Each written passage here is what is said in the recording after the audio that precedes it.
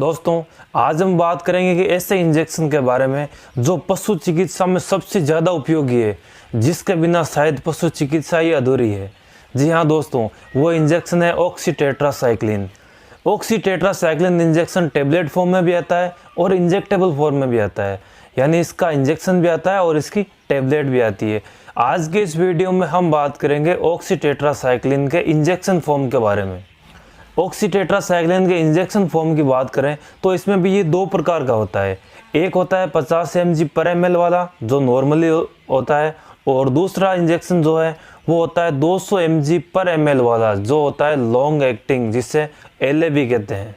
इस वीडियो में हम नॉर्मल ऑक्सीटेट्रासाइक्लिन जो 50 mg पर ml वाला है उसके बारे में विस्तार से बात करेंगे। तो आइए वीडियो शुरू करते हैं। फ्रेंड्स, आपको हमारी दी हुई जानकारी अच्छी लगे तो वीडियो को लाइक ज़रूर करें और इस चैनल पर नए हो तो इसे सब्सक्राइब करें। दोस्तों, ऑक्सीटेट्रासाइक्लिन एक ब्रॉड स्पेक्ट्रम एंटीबायोटिक है, यानी ये सभी प्रकार के बैक्टीरियल इन्फेक्शन जो होते हैं उनमें काम करता है। चाहे वो बैक्टीरिया का इन्फेक्शन ग्राम पॉजिटिव से हो चाहे ग्राम नेगेटिव से हो, सभी प्रकार के बैक्टीरियल इन्फेक्शन में ऑक्सीटेट्रासाइक्लिन काम करता है।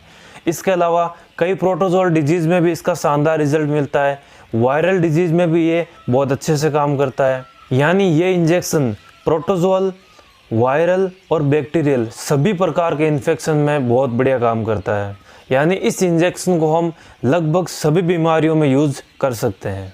दोस्तों, आगे हम बात करेंगे कि इस इंजेक्शन को हमें कहाँ यूज़ नहीं लेना है या इसके यूज़ लेने से हमें क्या प्रॉब्लम होती है। दोस्तों, सबसे पहली प्रॉब्लम, एक तो ये दूध को सुखाता है, यानी जो दूध देने वाला जानवर है उसमें हमें इसका इंजेक्शन का प्रयोग नहीं करना चाहिए, क्योंकि ये इंजेक्शन दूध को सुखाता है, दूध उत्पादन को कम करता है। दूसरा, ये इंजेक्शन प्रेगनेंसी सेफ नहीं है, यानी प्रेग्नेंट जानवर को भी हम इस इंजेक्शन को नहीं लगा सकते हैं। इस चीज़ का भी हमें ध्यान रखना है। तीसरी और जो सबसे बड़ी प्रॉब्लम है वो इसकी प्रॉब्लम है कि ये जलन बहुत ज़्यादा करता है। अगर हम छोटे बछड़ों में या बकरी में या भेड़ में लगाते हैं तो ये बहुत ज़्यादा इरिटेशन करता है, बहुत ज़्यादा जलन करता है। दोस्तों, इसकी जलन को कम करने के लिए हम इस इंजेक्शन को इंट्रावीनस यानी IV दे सकते हैं। जब हम इसे IV देते हैं तो ये जलन कम करता है। इसके अलावा इस इंजेक्शन को इंट्रामस्कुलर, इंट्रावीनस और सबकट यानी ये तीनों रूट से इस इंजेक्शन को हम दे सकते हैं। दोस्तों, अगर हम ड्रिप लगा रहे हैं तो ड्रिप में भी इस इंजेक्शन को यानी ऑक्सीटेट्रासाइक्लिन को हम ड्रिप में भी मिला सकते हैं। ड्रिप में फिर चाहे हम RA लगा रहे हैं या DNS लगा रहे हैं या इंटरलाइट लगा रहे हैं, जो भी लगा रहे हैं सबके साथ इस इंजेक्शन को हम लगा सकते हैं। इसके अलावा इस इंजेक्शन को हम ट्राइब्यूवेट के साथ मिला सकते हैं, मेथिल कोबालेमिन के साथ मिला सकते हैं, डेक्सामेथासोन के साथ मिलाकर इसको यूज़ में ले सकते हैं, और टोनोफॉस्फोन के साथ भी हम इसको इंजेक्शन को मिला करके यूज़ में ले सकते हैं। दोस्तों, आगे हम बात करते हैं कि इस इंजेक्शन को हमें किन किन इंजेक्शन के साथ मिलाकर नहीं लगाना है। तो दोस्तों, इससे किसी दूसरे एंटीबायोटिक के साथ कभी भी हमें यूज़ में नहीं लेना है। इसके अलावा जहाँ भी हम प्लेन कैल्शियम, जैसे ये कैल्शियम बोरोग्लूकोनेट है, इसको हम लगा रहे हैं तो उसमें भी हमें ऑक्सीटेट्रासाइक्लिन को उसके साथ में नहीं लगाना है। इसके अगर हम डोज की बात करें तो इसकी डोज 1 ml पर 10 kg बॉडी वेट होती है, यानी 10 किलो के जानवर को हम इसे 1 ml लगा सकते हैं।